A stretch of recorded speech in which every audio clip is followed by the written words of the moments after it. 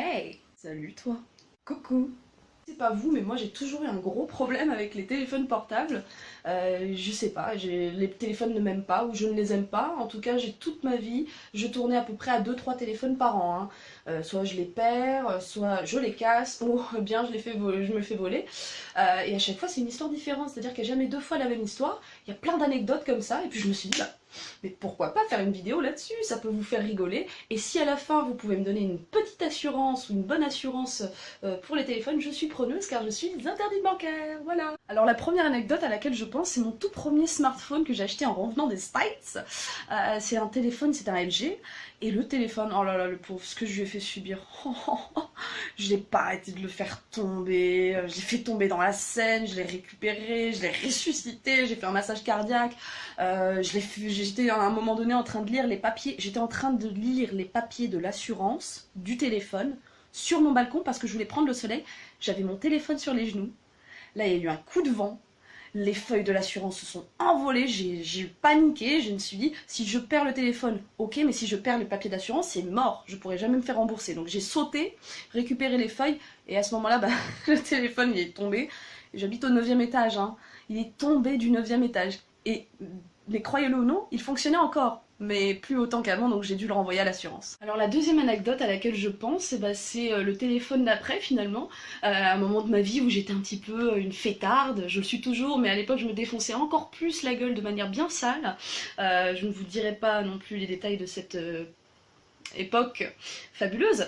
Et donc en fait ce qui se passait c'est que j'habitais encore chez ma mère et donc quand je rentrais de soirée j'avais pas envie qu'elle me voie dans cet état parce que ma mère elle se réveille pas, enfin elle ne dort que à partir de 6-7 heures, hein, donc du coup elle me voit quand j'arrive et elle voit la gueule défoncée. Du coup ce que je faisais souvent c'est qu'en rentrant de soirée j'allais me poser près du lac d'Anguin et j'allais me faire ma petite after solo. Je me prenais ma petite binou, je fumais un petit coup, j'étais bien, j'écoutais la musique, il y avait personne, je profitais du soleil. Et à ce moment-là, donc je me mets toujours au bord de l'eau, hein, vraiment au bord de l'eau, parce que j'aime bien.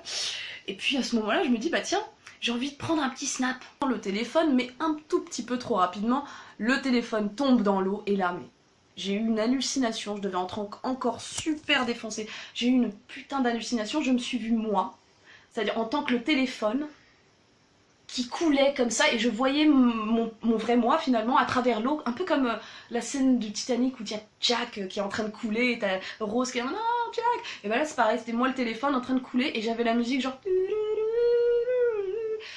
et donc j'étais tellement mal, je me suis dit mais il faut que je retourne le récupérer, mais finalement j'ai pas pu, donc je pense qu'à cette heure-ci, les poissons doivent se faire des selfish à la pelle. Allez, une petite dernière pour la route sur les vols. Alors j'allais en soirée ce soir-là.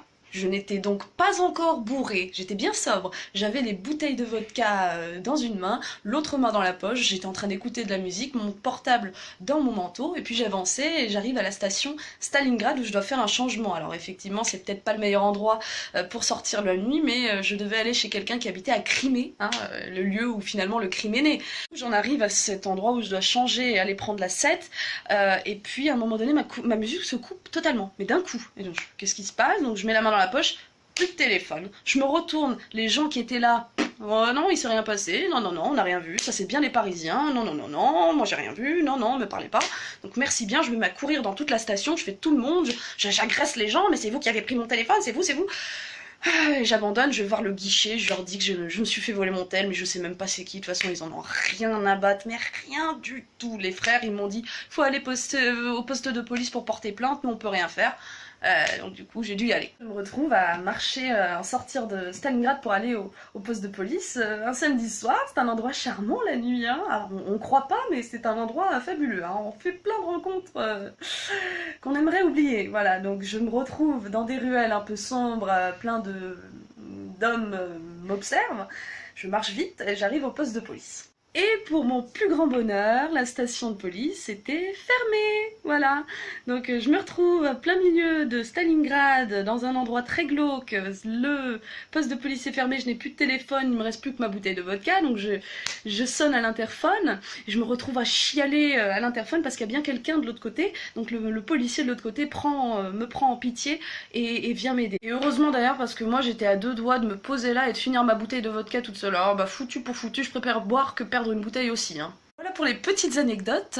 Bon, je vous en épargne plein d'autres, hein, parce qu'il y en a des tonnes. Par exemple, le téléphone que je tiens là à la main, je ne sais pas comment, mais il s'est complètement brisé au niveau du chargeur, je sais pas. Bon, j'ai dû le faire tomber, mais j'étais encore une fois défoncé, hein, pour changer. Voilà. Donc j'espère que, en tout cas, ça vous aura fait marrer. Et n'oubliez pas de me donner vos assurances portables dans les commentaires. Voilà. Bisous, bisous, et à la prochaine.